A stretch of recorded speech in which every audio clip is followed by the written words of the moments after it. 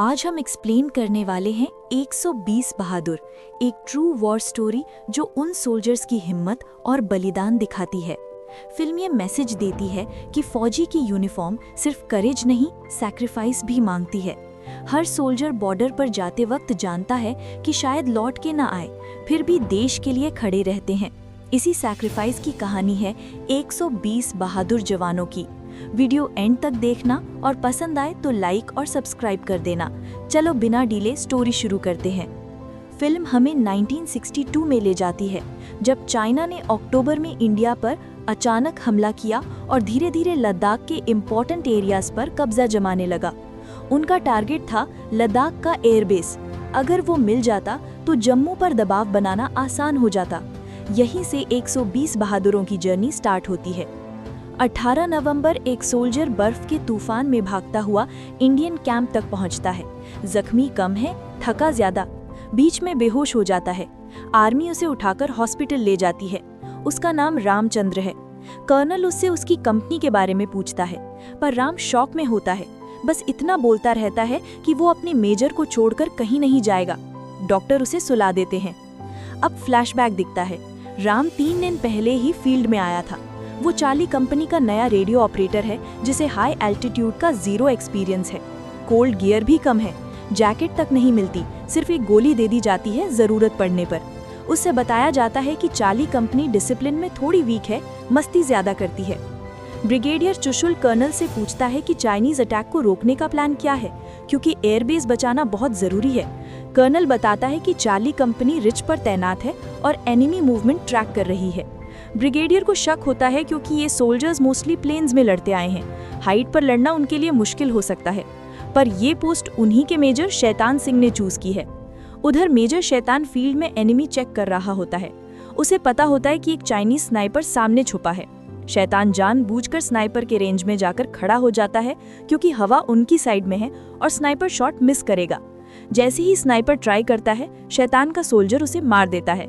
इसी dairying nature की वजह से उसे शैतान नाम मिला था। राम फाइनली चार्ली कंपनी पहुंचता है। यहाँ के सोल्जर्स काफी क्लोज निट है, थोड़ी मस्ती मजाक और बचपना भी होता रहता है। छोटी सी बात पर लड़ पड़ते हैं और राम बीच बचाकर भी पिट जाता है। तब मेजर आता है और सबको डिसिप्लिन और सोल्जर की जिम्मेदारी समझाता है। एक टाइम पर इनकी पूरी रेजिमेंट थी, पर डिसिप्लिन की वजह से आज सिर्फ एक बटालियन बच गई है। मेजर राम को बताता है कि पिछला रेडियो ऑपरेटर शहीद हो चुका है, इसलिए कम्युनिकेशन का पूरा लोड अब राम पर होगा। मेजर फिर ब्रिगेडियर से मिलता है और बताता है कि लोकल लोग बोल रहे हैं कि 2 दिन में बड़ा तूफान आएगा। वेदर डिपार्टमेंट ने कुछ नहीं बोला, पर मेजर लोकल्स के एक्सपीरियंस पर भरोसा करता है। उसे डर है कि चाइना इसी तूफान का फायदा उठा के रेजांग ला से अटैक करेगा। मेजर एक्स्ट्रा ट्रूप्स और वेपन्स मांगता है, पर अभी उन्हें मिल नहीं सकते। हाँ, अगर मौसम क्लियर रहा तो वेपन सप्लाई पहुंच जाएगी। परमिशन मिलने के बाद मेजर अपनी कंपनी को रेजांग ला ले जाता है। रात को सोल्जर्स अपनी फैमिलीज और प्यार को याद करते हैं। उन्हें पता नहीं कि अगला सुबह क्या डिजास्टर लाएगा। मेजर शैतान भी अपनी वाइफ सुगंध को याद करता है, उनकी शादी और वो प्रॉमिस की सुगंध ने दिया था कि अगर कभी शैतान शहीद हो जाए तब भी वो उस पर प्राउड फील करेगी, क्योंकि उसने देश के लिए ड्यूटी निभाई थी। नेक्स्ट डे सुबह सोल्जर्स अपनी फैमिली की यादों और छोटी छोटी होप्स के साथ उठने ही वाले होते हैं। तभी दूसरी साइड चाइना में चेयरमैन माओ ऑर्डर्स देता है कि उन्हें 3 दिन के अंदर चुशुल एयरबेस पर कब्जा करना होगा। इंटरनेशनल प्रेशर बढ़ रहा था, जल्द ही सीज फायर हो सकता था और जिस जमीन पर जिसकी फौज खड़ी होगी वही उनका हिस्सा माना जाएगा। चाइना विलेजेस में मिलने वाले इंडियन सोल्जर्स को पकड़कर मार रहा था और धीरे धीरे लद्दाख की तरफ बढ़ रहा था। मेजर शैतान अपनी कंपनी को लेकर रेजांग ला 17,000 फीट पर पहुंचता है। अब रामचंद्र को समझ आता है कि जो एक गोली उसे दी गई थी वो एक्चुअली हाई एल्टीट्यूड सिकनेस से बचने के लिए थी। राम ने वो मेडिसिन नहीं ली थी, इसलिए रास्ते में बेहाल हो गया। टीम आगे बढ़ गई। मेजर गांव वालों को भी नीचे जाने को बोलता है ताकि उनकी सेफ्टी बनी रहे, पर लोग अपना घर छोड़ना नहीं चाहते। मेजर उनकी मदद करता है, इसलिए सब उसका बहुत रिस्पेक्ट करते हैं। इसके बाद मेजर कंपनी को 3 ग्रुप्स में बांटकर अलग अलग पोजीशंस कवर करवाता है। उनके बीच की दोस्ती, मस्ती और मेजर का फावली एटीट्यूड क्लियरली दिखता है। थोड़ी देर में HQ से इन्फो आती है कि चाइना ने एक और पोस्ट कैप्चर कर ली है और बॉर्डर पर हेवी मूवमेंट दिख रही है। कॉन्टैक्ट ब्रेक हो चुका है, अब उन्हें खुद ही एनिमी मूवमेंट ट्रैक करना होगा। मेजर एक लिसनिंग पोस्ट बनवाता है एक छोटे से रास्ते पर जहां से एनिमी के आने का सबसे ज्यादा चांस था। जब मेजर एरिया चेक कर रहा होता है, एक ब्लास्ट होता है। गांव पहुंचते ही पता लगता है कि एनिमी ने पूरा गांव काट दिया है। कुछ चाइनीज सोल्जर्स अभी भी वहां होते हैं। मेजर अकेला उन सबको मार गिराता है। फिर वो रिज से पूरी चाइनीज बटालियन 3000 सोल्जर्स को आते देखता है। वो इमीडिएटली कर्नल को नोटिफाई करता है, पर ब्रिगेडियर बोलता है कि HQ से ऑर्डर के बिना ना एक्स्ट्रा वेपन्स भेज सकते हैं न रीएनफोर्समेंट। ब्रिगेडियर मेजर को वापस आने के लिए पुश करता है क्योंकि 120 सोल्जर्स वर्सेस 3000 एक सुसाइडल बैटल है, पर मेजर रिफ्यूज कर देता है। कहता है कि बिना लड़े पीछे हटना उसके प्रिंसिपल्स के खिलाफ है, पर वो अपनी कंपनी का डिसीजन खुद नहीं ले सकता। इसलिए सब 120 सोल्जर्स को सिचुएशन बताता है। जो सेफ रहना चाहे वो जा सकता है। एक भी सोल्जर नहीं छोड़ता। सब यहीं मरने मिटने को तैयार हो जाते हैं, क्योंकि अगर ये रिज गिर गई तो चाइना का रास्ता जम्मू और कश्मीर तक सीधा हो जाएगा। प्रेजेंट में रामचंद्र को होश आ गया है। आज 21 नवंबर वॉर सीज फायर की वजह से रुक चुकी है। कर्नल आता है और राम से 17 नवंबर की रात का पूरा सच पूछता है। राम की बात झूठ निकली तो कोर्ट मार्शल हो सकता है, इसलिए उसे प्रूफ देना होगा। राम बताना शुरू करता है, रात में टेम्परेचर -24 डिग्री सेल्सियस से भी नीचे था। सडनली उनकी तरफ कुछ मूवमेंट दिखाई दी। चाइनीज सोल्जर्स ने भेड़ों पे रात में टॉर्च बांधकर छोड़ी थी ताकि हमारे सोल्जर्स उन्हें एनिमी समझकर फायर करें और अपनी पोजीशन रिवील कर दें। पर लिसनिंग पोस्ट में मौजूद एक सोल्जर ने स्मेल से समझ लिया कि ये एनिमल्स हैं। वो चुप रहे। थोड़ी देर में उसी रास्ते से 15-20 एनिमी सोल्जर्स आ गए। लिसनिंग पोस्ट पर सिर्फ 2 इंडियन सोल्जर्स थे। मेजार तुरंत बैकअप लेकर वहां पहुंच गया। वॉर ऑफिशियली शुरू हो चुकी थी। हमारे सोल्जर्स हाइट पर थे, पर एनिमी के पास हेवी गन्स थी। बहुत फायदा मिल रहा था उन्हें। एक हेवी ब्लास्ट में लिसनिंग पोस्ट उड़ गया। एक इंडियन सोल्जर सीरियसली इंजर्ड होते हुए भी बाकी टीम को भेज देता है और खुद ग्रेनेड से एनिमी को रोकने का डिसीजन लेता है। मेजार उसे परमिशन दे देता है। फिर मेजार एक पहाड़ का टुकड़ा ग्रेनेड से उड़ा देता है ताकि पत्थर गिरकर एनिमी लाइन टूट गए।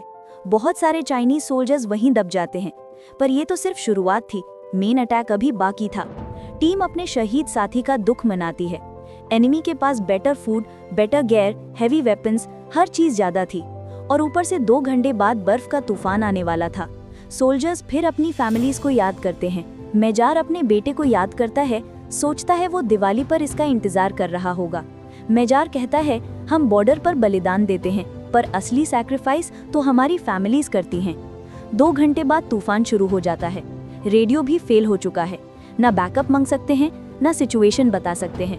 उनके पास 3000 बुलेट्स तक नहीं थी, तो मेजार सबको हर गोली को केयरफुली यूज करने का ऑर्डर देता है और फिर एनिमी आर्मी रिज की तरफ बढ़ना शुरू करती है। मेजार ने ऑलरेडी अपने 120 जवानों को 3 प्लेटून्स में डिवाइड कर दिया था। पहली प्लेटून ऊपर वाली हाइट पर जमकर खड़ी थी, इसीलिए शुरुआत में वो एनिमी को काफी देर तक रोक पा रही थी। पर चाइनीज ट्रूप्स के पास हेवी मशीन गन्स और बिग आर्टिलरी थी, जिसका प्रेशर इंडियन सोल्जर्स झेल नहीं पाए।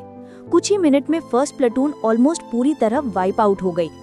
मेजार तुरंत सेकंड प्लेटून के पास शिफ्ट होता है ताकि अगला वेव हैंडल किया जा सके, लेकिन दुश्मन यहां तक पहुंचते ही फिर से अपनी बिग गन्स चला देते हैं।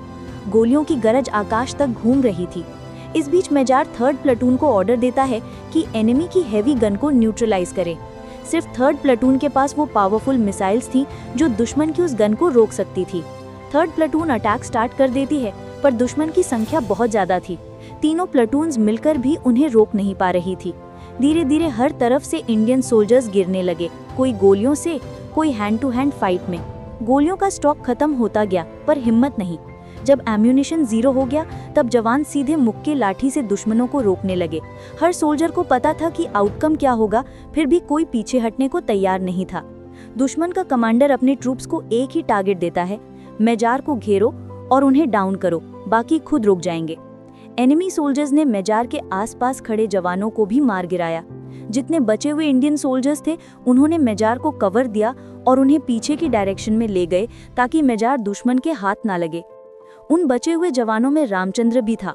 रामचंद्र को कभी किसी ने गोली तक नहीं मारी थी, उसे गन चलानी भी ठीक से नहीं आती थी, पर फिर भी वो मेजार के साथ खड़ा था।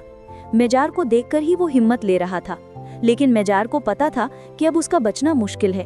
इसीलिए वो रामचंद्र को एक फाइनल ऑर्डर देता है, चल जा यहाँ से, जो कुछ यहाँ हुआ है वो सब लोगों तक पहुंचाना, ताकि दुनिया को पता चले कि 120 जवान भागे नहीं थे, उन्होंने देश के लिए अंत तक लड़ना चूज किया।